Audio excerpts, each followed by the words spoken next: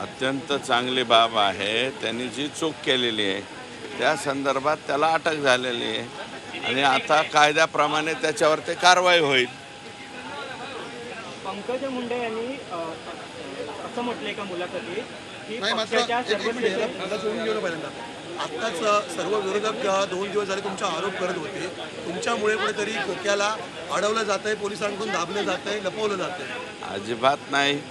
मी कोणत्या पोलिसला कधी फोन लावत नाही।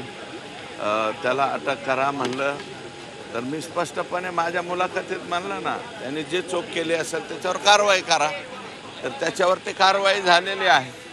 आता तो आत्ता अटक झालेली आहे, त्याच्यावरती पोलीस जे काही कलम लागलेले आहेत त्या कलमाप्रमाणे कारवाई करेल। पंकजा मुंडेने एका मुलाखतीत म्हटलंय की पक्षश्रेष्ठीने फडणवीसांनी सुरेश धस यांना समज द्यावी। ज्या पद्धतीने त्यांनी आमच्यावर आरोप केले आहेत, माझ्या कुटुंबावर माझा काही संबंध नसताना ते अत्यंत चुकीचं आहे। सुरेश धस हे सगळीकडे कॅमेरा घेऊन जात होते, मात्र धनंजय मुंडे यांची भेट घ्यायला ते विना कॅमेरा गुपचूप का गेले? हे बघा, कॅमेरे घेऊन मी जात नव्हतो, कॅमेरे माझ्या पाठीमागे येत होते। आजही कॅमेरे माझ्या पाठीमागे येतात। त्याच्यामुळं कुठं जाताना कॅमेरा घेऊन जावं हे मी ठरवणार नाही। मी दवाखान्यात असल्यामुळं मी त्यांना भेटायला गेलतो हे खरं आहे। आणि दुसरी गोष्ट अशी आहे की त्यांनी आणखी एक बाब म्हणली की हे प्रकरण तेव्हा का ठेवलं, माझा पक्ष आणि माझा संबंध नसताना। तर संतोष देशमुख हा भारतीय जनता पार्टीचा बूथ प्रमुख आहे आणि बूथ प्रमुखासाठी मी हे प्रकरण तेवढ ठेवलं आहे आणि आणखी काही दिवस जोपर्यंत संतोष देशमुखच्या खुन्यांना फाशी होत नाही तोपर्यंत हे प्रकरण मी तेवढ ठेवणार। तुम्ही किंवा ते मी आणि माझा पक्ष, मग आम्ही कोणत्या पक्षाचे? आम्ही भारतीय जनता पार्टी गांधर्व विवाहामध्ये आहेत का? भारतीय जनता पार्टीतच आहेत ना। विधानसभेला सुद्धा त्यांचं एकच सीट होतं, माझ्या सीटबद्दल ते म्हणलेच नव्हतं। माझ्या इथं त्यांचं शिट्टी हे चिन्ह होतं, शिट्टी हे चिन्ह होतं। पंकजाताईंचं आष्टी मतदारसंघात कमळ हे चिन्ह नव्हतं, त्यांचं चिन्ह शिट्टी होतं, त्याच्यामुळं ते तसं म्हणत असतं।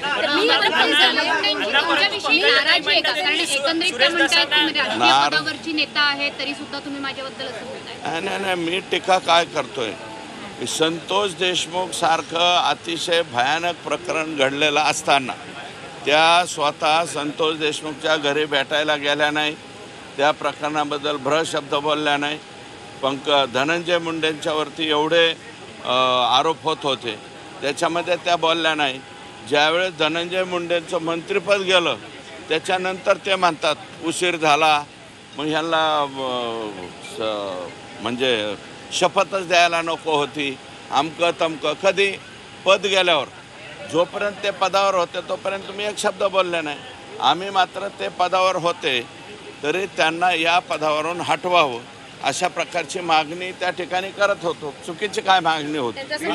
मी मंत्री झाल्यानंतर सुरेश धस यांना बीडमधली जी गुन्हेगारी आहे ती पंकजा मुंडे आणि धनंजय मुंडे मंत्री झाले त्याच्यानंतरच तुम्हाला दिसली असं सुद्धा नाही, ते कोणाकडे बळावली? तुम्ही दोघंही नेते जे माजी मंत्री आणि मंत्री आहेत यांच्याच भागातून बळावलेली गुंडगिरी आहे।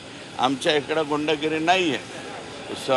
मर्डरचं प्रमाण बघा, सगळं परळी, बाकीचं काय जराख परळी, वाळू परळी, सगळं काय तिकडं चालतं, आमच्या इकडं नाही चालत। आणि त्यांचं दुःख हेच आहे, आमच्या इकडं त्यांच्या विचाराचा माणूस निवडून आला नाही।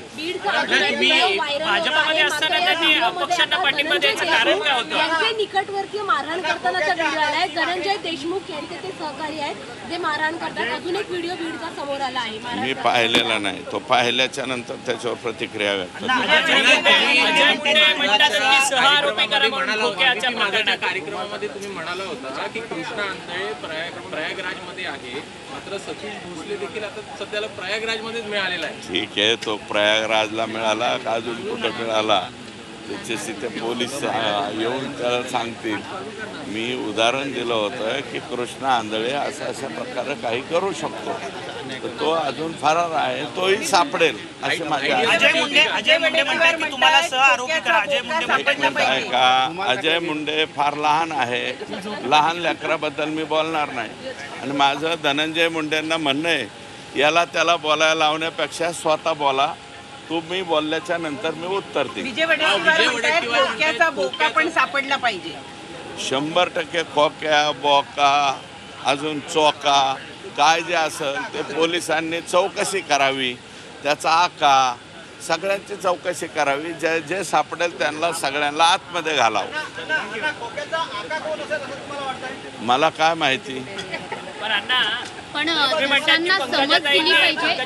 पंकजाताईंचा विचारांचा माणूस निवडून आला नाही. पंकजाताई तर या भाजपमध्ये आहेत, तरी देखील अशा पद्धतीने आष्टी विधानसभा मतदारसंघात त्यांच्या विचाराचा माणूस निवडून आलेला नाही. मी भारतीय जनता पार्टीचा माणूस म्हणून निवडून आलेलो आहे. पंकजाताईंची तक्रार तुम्ही राष्ट्रीय नेतृत्वाकडे करणार आहात? 100% करणार. आतापर्यंत केले नाही, आता लेखी स्वरूपात करणार. पंकजा मुंडेंची तक्रार करणार. पंकजा मुंडेंची तक्रार करणार. भावानी तुमच्यावर बरेच आरोप केलेत त्यांनी. त्या आरोपाला मी लहान मुलांना बोलणार नाही. त्यांचे जे थोरले भाऊ आहेत ते बोलल्यावर मी बोलत. एक मिनिट ऐका, लहान लेकरांना मी बोलणार नाही. जो अजय आहे तो खूप लहान आहे. अजयला बोलायला लावलेलं आहे. कोणी बोलायला लावलेलं ते माहिती आहे. माझं त्यांनाच आव्हान आहे, अजयला काय बोलायला लावता तुम्ही स्वतः बोला.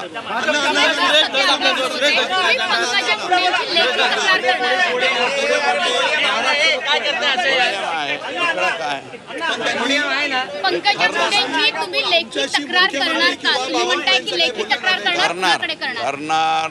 राज्याचे मुख्यमंत्री प्रदेशाध्यक्ष यांच्याकडे करणार. पण पंकजाताई म्हणताय की तुम्हाला समज दिली पाहिजे. मला समज देण्याचं काय कारण? मला समज द्या. मी काय भारतीय जनता पक्षाचा उमेदवार सोडून दुसऱ्या उमेदवाराचा प्रचार केलेला नाही. त्यांनी भारतीय जनता पार्टीचा उमेदवार सोडून दुसऱ्याचा प्रचार केलेला आहे. शिट्टी या चिन्हाचा प्रचार केलेला आहे. मग कारवाई करायची तर त्यांच्यावर कारवाई करा असं माझं मत आहे. मुख्यमंत्री किंवा तुम्ही राष्ट्रीय सचिव स्वतःला मानता आणि बीड जिल्ह्यात माझी एकच सीट मानता, मग कसं काय राष्ट्रीय सचिव असू शकतो? त्यांनी 2 सीट, भारतीय जनता पार्टीच्या 2 सीट होत्या ना, एक नमिता मुंदडा आणि दुसरा सुरेश धस. मग 2 सीट म्हणायला पाहिजे. त्यांच्या भाषणाची क्लिप आहे तुमच्याकडे. बीड जिल्ह्यात माझ्या वाट्याला एकच सीट आहे म्हणलं.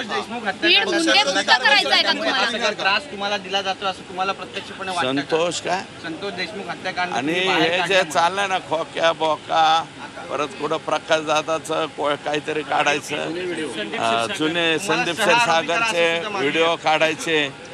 अरे आरोपी व्हायला भाजीपाला काय? कसे बी आरोपी होतात का काय? कशात बी कशाचा काही संबंध नसताना, काही नसताना आरोपी कसे होते? उचलली जीभ लावली टाळ्याला, असं चालत नाही. तर हे बाकीच्या लोकांची बदनामी कशी होईल असा प्रयत्न चाललेला आहे.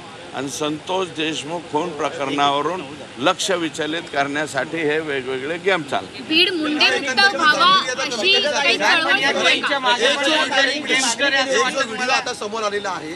त्याच्यामध्ये धनंजय देशमुखांचे साडू आहेत, त्यांनी अपहरण करून मारहाण केल्याचा व्हिडिओ आहे. ठीक सगळे आहे. व्हिडिओ आता तुमच्या विरोधात बाहेर येत आहे सोशल जे व्हिडिओ आलेला असेल त्याच्यावरती रीतसर कोणी ज्यांच्यावरती अन्याय झाला असेल त्यांनी कारवाई करावी. आमच्या इथं तर तो व्हिडिओ जो आलता ते बुलढाणा जिल्ह्यातला पोरगा होता. मी स्वतः माझ्या इथल्या PIला सांगितलं बुलढाण्याला जा आणि त्याचं काय ते स्टेटमेंट घ्या आणि त्याप्रमाणे कारवाई करा.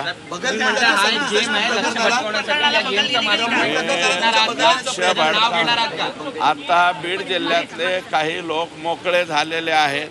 मोकळे झालेले लोक अशा पद्धतीचे गेम खेळत आहेत.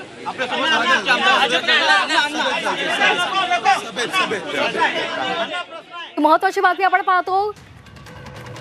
सतीश भोसले उर्फ खोक्याला अटक केल्यानंतर सुरेश धस यांनी मी पोलिसांना कुठलाही फोन लावलेला नाही आणि कधी कलम लावलेली आहे त्याप्रमाणे त्या खोक्यावर कारवाई होणार आहे असं त्यांनी म्हटलेलं आहे. त्याचबरोबर कॅमेरे माझ्या पाठी येतात, मी दवाखान्यामध्ये असल्यामुळे मी त्यांना भेटायला गेलेलो होतो असंही सुरेश धस यांनी म्हटलेलं आहे. आणि त्याचबरोबर त्यांनी यावेळी बोलताना आपण भाजपकडे पंकजा मुंडेंची लेखी तक्रार करणार असल्याचं सुद्धा सांगितलेलं आहे. आताची महत्त्वाची बातमी आपण पाहतोय. राख आणि वाळूचे धंदे बीडमध्येच होतात असा आरोप सुद्धा सुरेश धस यांनी केलेला आहे. पंकजा मुंडेंवर त्यांनी टीका सुद्धा केलेली आहे. पंकजा मुंडे यांची आपण राष्ट्रीय नेतृत्वाकडे लेखी तक्रार करणार असल्याचं सुद्धा त्यांनी म्हटलेलं आहे. तसंच देशमुख हत्या प्रकरणावरून लक्ष हटवण्यासाठी हे सर्व प्रयत्न सुरू आहेत असा आरोपही सुरेश धस यांनी केला आहे.